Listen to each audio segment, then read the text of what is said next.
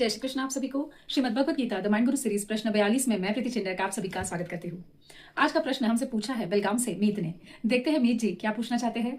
मीत जी पूछते हैं, यद्यपि आधुनिक समाज में दहेज प्रथा कानूनी रूप से प्रतिबंधित है और प्रत्यक्ष रूप से कम हुई है, परंतु आज भी यह प्रथा अप्रत्यक्ष रूप से और नए स्वरूपों जैसे दिखावों के उपहार या सामाजिक दबाव में विद्यमान है। क्या श्रीमद् भगवद गीता का दर्शन इस प्रकार के भौतिकवादी लेन देन और लोभ पर आधारित सामाजिक कुरीतियों के समाधान में हमारा मार्गदर्शन कर सकता है? यह एक गंभीर, प्रासंगिक और व्यक्ति विशेष प्रश्न है, समस्या है। यह प्रथा बदल गई है, लेकिन फिर भी आज बदलते स्वरूप में भी सामाजिक जो मानसिकता है उसका दर्शन हमें करवाती है। यह प्रथा भले ही शासकीय रूप से भी बंद की गई है, लेकिन फिर भी आज भी यह जो प्रथा है यह स्वेच्छा से दिए गए उपहार या स्टेटस सिंबल ऐसे लेबल्स के पीछे छिप गई है। गीता ये केवल एक सिर्फ आध्यात्मिक ग्रंथ ही नहीं है, तो यह मनोविज्ञान और समाजशास्त्र का भी उत्कृष्ट दर्शन प्रस्तुत करती है। इसकी मदद से हम समाज के ऐसे कुरीतियों के जड़ों पर प्रहार कर सकते हैं। दहेज लेना व दहेज देना यह दोनों भी निम्न मानसिकता का दर्शन करवाती है। दहेज लेने वाला और देने वाला दोनों भी समान दोषी है। भले ही देने वाले से लेने वाला ज्यादा दोषी माना जाता है, जो कि अपनी अपेक्षाओं का बोझ सामने वाले पे डालकर उनसे चीजें मांगता है, मांग करता है, लेकिन देने वाला भी माना कि बहुत बार देने वाला उतना दोषी नहीं होता, क्योंकि वह समाज के एक खोखला स्टेटस के लिए या दिखावटीपन के लिए या कभी कभी दबाव में आकर या उपहार स्वरूप में या जैसे भी है कभी कोई मजबूरी में या अपनी बेटी का ससुराल में स्थान उच्च रहे, ऐसी आदि इत्यादि अपेक्षाओं से दहेज देता है। समाज का स्तर गिराने में दोनों भी दोषी है। जैसे कि लेने वाला, दहेज की अपेक्षा करने वाला अगर यह सोचे कि मुझे एक सुसंस्कारित कन्या चाहिए वधू बहू के रूप में, और देने वाला भी अगर दहेज मांगने वाले से और ऐसे घर से इनकार करे, क्योंकि ये ना तो आपके लिए अच्छे हैं और ना ही आपकी बेटी के भविष्य के लिए अच्छे हैं और ना ही समाज के स्वास्थ्य के लिए हितकारी है, तो इसीलिए अपना दृष्टिकोण बदलना इस प्रथा में बहुत जरूरी है। प्रश्नकर्ता ने यह समस्या, यह सवाल जो है वो गीता रूपी भगवान के साक्षात संदेश से यह प्रश्न का उत्तर यह सुनना चाहते हैं। यह भी बड़ी प्रशंसनीय बात है।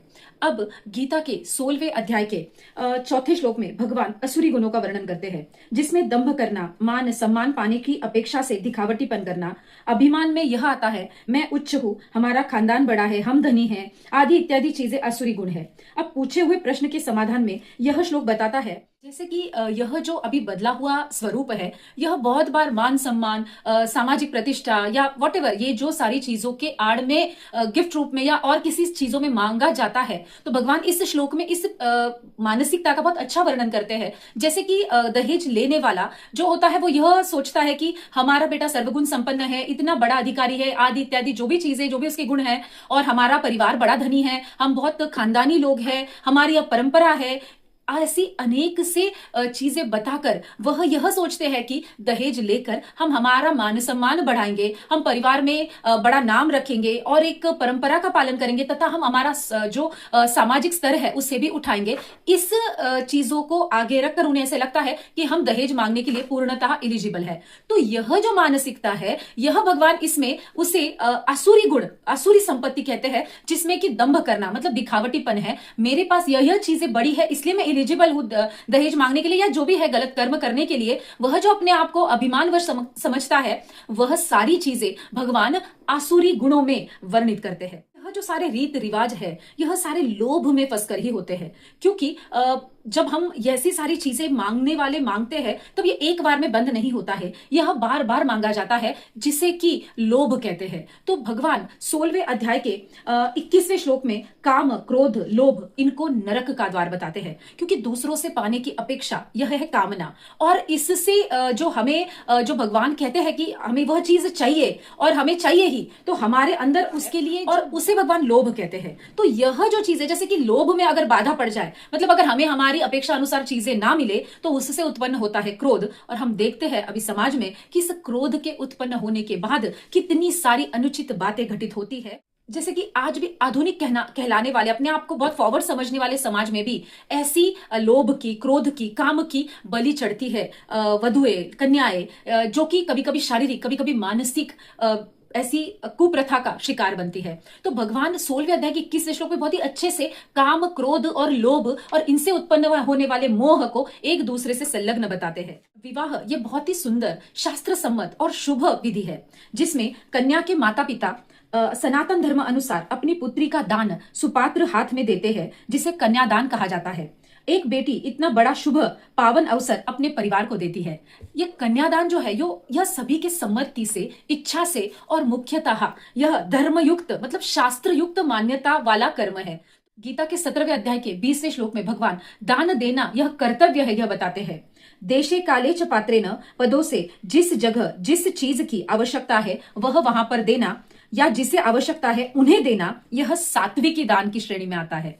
भगवान यहाँ सात्विकी दान किसे कहते हैं? जिसे जिस बात की जरूरत है, जिसको उस बात की जरूरत है उसे वह दान देना, अपनी इच्छा से खुशी से देना, वह सात्विकी दान कहलाता है। तो इस जो चर्चा में हम यह श्लोक को इस तरह से उसका अर्थ समझते हैं कि जब कन्या का दान किया जाता है तो जिसे वो दान दिया जाता है उनका वंश आगे बढ़ाने के लिए, उनका परिवार आगे चलाने के लिए उन्हें एक सुसंस्कारित वधु की आवश्यकता होती है, कन्या की आवश्यकता होती है, जिसे उन्हें शास्त्रोक्त सम्मति से दिया जाता है। तो यह जो सात्विकी है और इसी के लिए विवाह संस्था का निर्माण हुआ है, और यही जो प्रथा है यह हमारी शास्त्रोक्त और धर्मयुक्त प्रथा है, और यह इतनी सुंदर पावन प्रथा है। 17वें अध्याय के 21वें व 22वें श्लोक में भगवान तामसिक व राजसिक दान का वर्णन करते हैं। राजसिक दान वो है जो किसी अपेक्षा में दिया जाता है, या किसी फल प्राप्ति का उद्देश्य रखकर किया जाता है, या क्लेश पूर्वक किया जाता है, उसे राजसी दान कहते हैं। और जो दान अवज्ञा पूर्वक अयोग्य देश काल में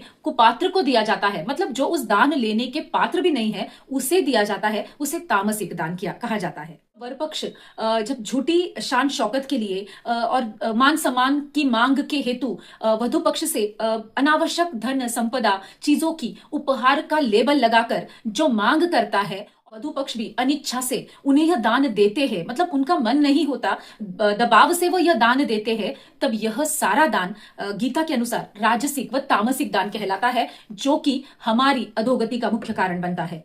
प्रश्नकर्ता ने पूछे हुए प्रश्न में दिखावे के उपहार रूप में दहेज स्वीकारना, यह भी दहेज की ही एक कुप्रथा है, ऐसा कहा है। जब माता पिता अपनी बेटी का कन्यादान किसी और के हित के लिए करते हैं, मतलब किसी और के हित के लिए अपनी संतान उन्हें देते हैं, यह कितनी दिव्य बात है, यह कितना महान त्याग है। इसके तुलना में यह मामूली सी धन संपदा की अपेक्षा करना, यह सरासर सामाजिक निम्न स्तर का उदाहरण है। कोई भी माता पिता अपनी बेटी को आशीर्वाद रूप में कुछ ना कुछ देना चाहता है, वह उनकी इच्छा है, लेकिन यह जो भी कुछ आशीर्वाद वो देना चाहते हैं वह चीजें आशीर्वाद उतनी ही पवित्र हो और वो उतनी ही दिल से दी गई हो, ना कि उन पर कोई दबाव हो, ना ही कोई शो ऑफ का उनके ऊपर कोई एक बंधन हो कि मुझे यह करना ही है, ऐसा कुछ ना हो। माता पिता अपनी बेटी को जो भी आशीर्वाद रूप में आशीर्वाद जितना ही पवित्र चीजें देना चाहे वह वो देते ही है। टेक्निकली वर पक्ष जो है वह यह ऐसा दिव्य दान स्वीकार कर ऑलरेडी वधु पक्ष का देखा जाए तो ऋणी ही है, तब उनको वधु पक्ष को जो वो अपनी कन्या उन्हें दान में दे रहे हैं, वह कन्या को लेकर जो कि उनका वंश बढ़ाएगी, उनके घर में आनंद लाएगी, उनका परिवार का मान सम्मान बढ़ाएगी, उनका परिवार आगे बढ़ाएगी, जिसकी हाथ में उनके संपूर्ण परिवार की वंश की डोर है, वह इतनी दिव्य स्वरूपा लक्ष्मी वो लेकर आ रहे हैं, तो उन्हें जो उन्हें यह दे रहे हैं उनका धन्यवाद करना चाहिए, ना कि उनसे धन संपदा की जबरदस्ती मांग कर अपने कुसंस्कारों का प्रदर्शन करना चाहिए। तीसरे अध्याय के 35वें श्लोक में भगवान स्वधर्म और परधर्म की बात कहते हैं। अपने वर्ण आश्रम आदि के अनुसार निष्काम भाव से शास्त्रयुक्त धर्म दूसरों के हित के लिए करना, यह स्वधर्म की श्रेणी में आता है। एक पिता का कर्तव्य, एक पिता का स्वधर्म है अपनी बेटी को सुसंस्कारित बनाए, आत्मनिर्भर बने। एक पिता का स्वधर्म है कि अपनी बेटी को सशक्त बनाए, हर रूप से सशक्त बनाए, और वही वर का भी कर्तव्य है कि अपनी योग्यता पर निर्भर रहे, अपने स्वधर्म को करे, अपने निहित कर्म करे, ना कि लोभवश किसी और की धन की अपेक्षा कर परधर्म स्वीकारे और अधर्म करे।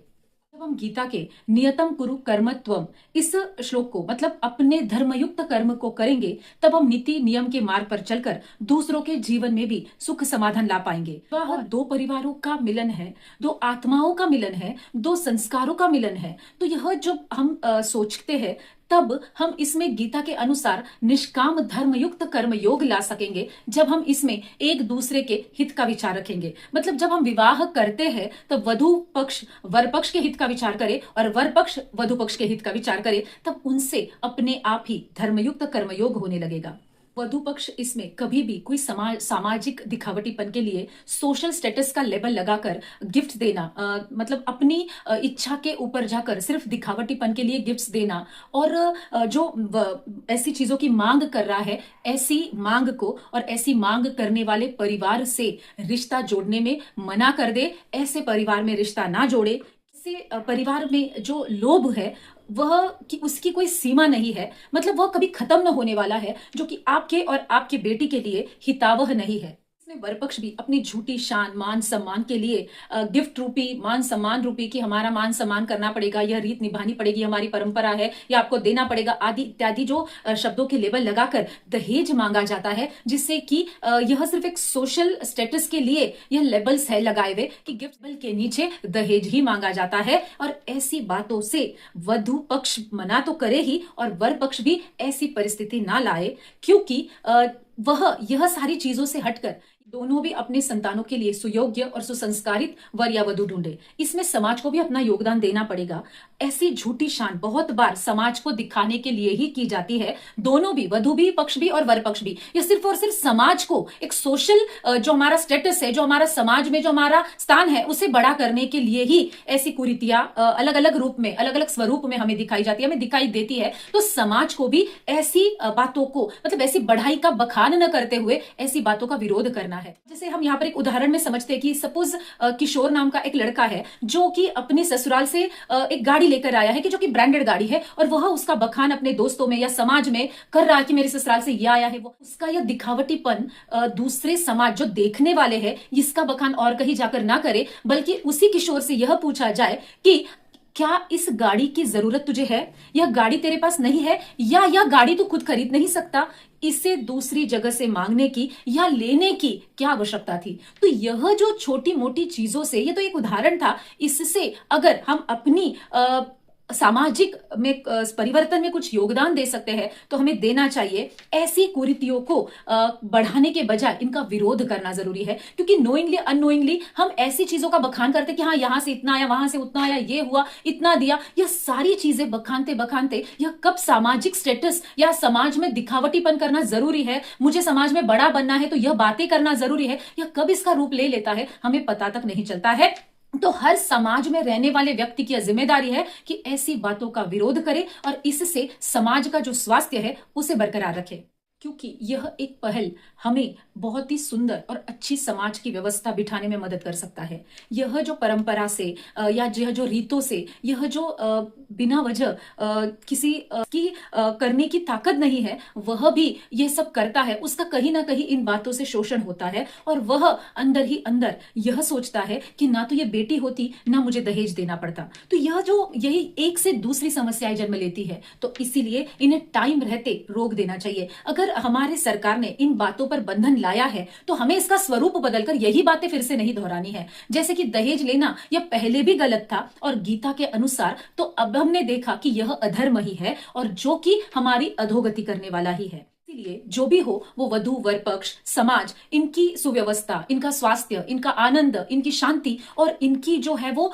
बोलते हम प्रोग्रेस, इनकी प्रगति को वृद्धिंगत करने वाला हो। तो ऐसी सुव्यवस्था, ऐसी रीत हम लाए, तभी किसी भी माता पिता को अपनी बेटी का जन्म एक भाग्यशाली उत्सव की तरह लगेगा। मेरी हाथ जोड़कर वधु वर पक्ष, समाज, इन सभी से यह नम्र विनंती है कि ऐसी परिवार को, समाज को, व्यक्ति को खोखला करने वाली रीति परंपराएं ना निभाए, बल्कि इसे एक अच्छे सुशिक्षित आदमी की तरह देखे और अच्छा परिवर्तन लाए। तो मीत जी, आपको आपके इस समाज हित में जो आपने प्रश्न पूछा है, यह बड़ा ही प्रशंसनीय है, समाज हित में बहुत ही अच्छी पहल करने वाला है।